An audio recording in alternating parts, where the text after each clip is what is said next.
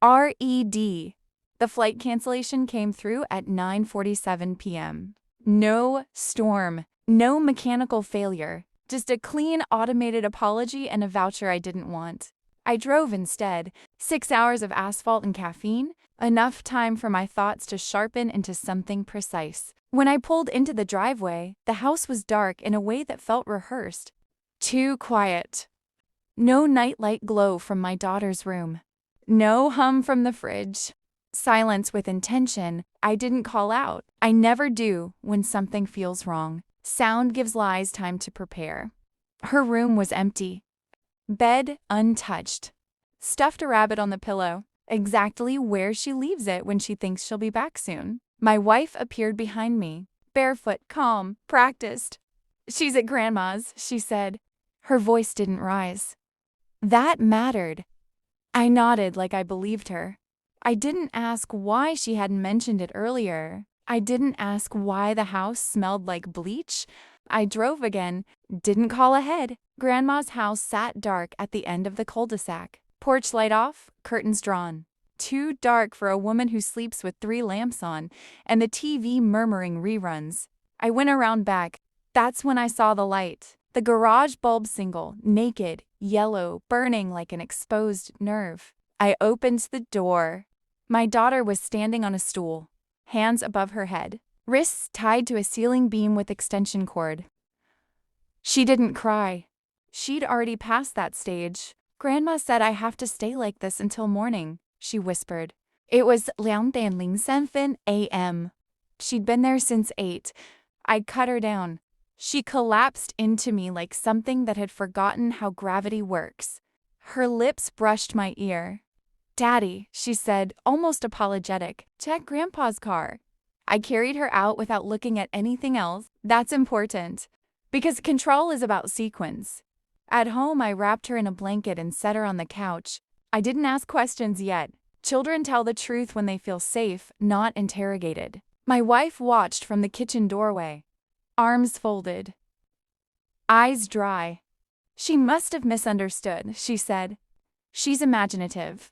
I looked at the faint cord marks blooming red around my daughter's wrists. Imagination leaves fingerprints. This didn't. I tucked my daughter in our bed and sat on the edge until her breathing evened out. Then I went to the garage. Grandpa's car was still warm. Not metaphorically. Physically, the hood radiated heat like a confession. Inside the trunk, under a tarp that smelled like oil and old cigarettes, I found the stool. Same one from the garage. Same frayed leg. That's when the shape of it formed. Not a single act. A system. My wife hadn't looked surprised when I said I was driving home. She'd been annoyed, like I'd disrupted a schedule. I thought back to the past year. Unexplained weekends, her insistence that my parents were too strict with our daughter projecting.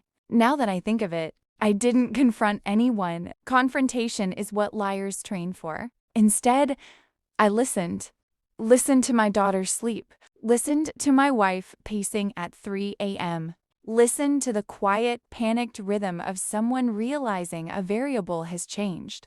I took a week off work. Not officially. I just didn't go. Routine is camouflage. I installed cameras, not hidden open. People behave differently when they think they're being watched.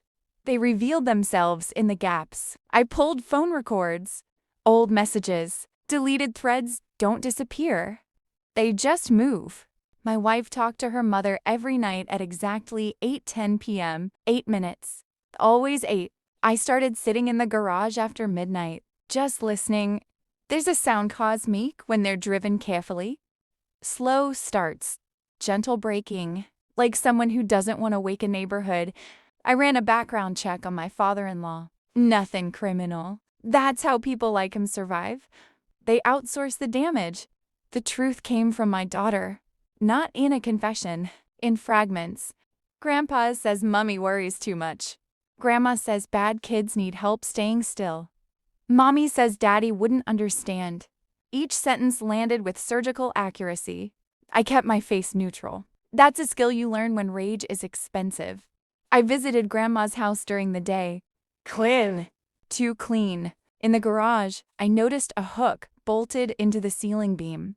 New wood, new screws. I didn't touch it.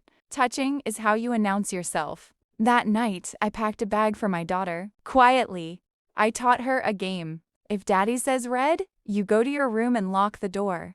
She nodded. Didn't ask why. Children adapt faster than adults. They have to. The evidence arrived on a Tuesday. Video footage. Audio. Time-stamped. Grandma's voice was calm. Instructional. Hands up. Good girl. Stay still. This is for your own good. My wife's voice followed. Soft. Relieved. She's learning, she said. You're helping. I watched it once. Then I burned the copy. Not out of mercy, out of control. That evening, I set the dining table for 4. Candles. Wine. I invited Grandma and Grandpa over. They came smiling. That's the thing about people who think they're righteous. They never enter a room defensively. Halfway through dinner, I slid my phone across the table, pressed play. No commentary, no accusation. My wife's face drained first, then her mother's. Grandpa reached for his glass and missed. Silence did the work for me. I know, I said finally. That's all. My wife started crying. Ugly, loud, her mother protested. Used words like discipline and tradition. I stood up. Get out, I said. Not raised, not angry, just final. They left. My wife stayed. She waited for a question. I didn't give her one. The next morning, I took my daughter to school, walked her to the door, watched her disappear into safety. Then I drove to the courthouse. I had already filed everything. Custody. Restraining orders. Timing matters. When my wife was served, she collapsed in the driveway. Neighbors watched. That was intentional. She called, texted, left voicemails full of regret and explanations that arrived too late to be useful. I never responded. Grandma tried once. The police handled that conversation. Grandpa sold his car a week later. I smiled when I heard, people like him believe objects carry guilt. They don't. People do. The house emptied slowly. Photos gone. Her clothes vanished. I changed the locks before she finished packing. She stood on the porch for a long time. I watched through the camera feed. She mouthed my name. I turned the feed off. Some nights, my daughter still wakes up. I sit with her until the shaking stops. I don't tell her it will all be okay. I tell her it's over. There's a difference. I don't hate my wife. Hate is loud.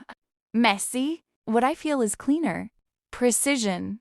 The world likes to believe monsters announce themselves. They don't.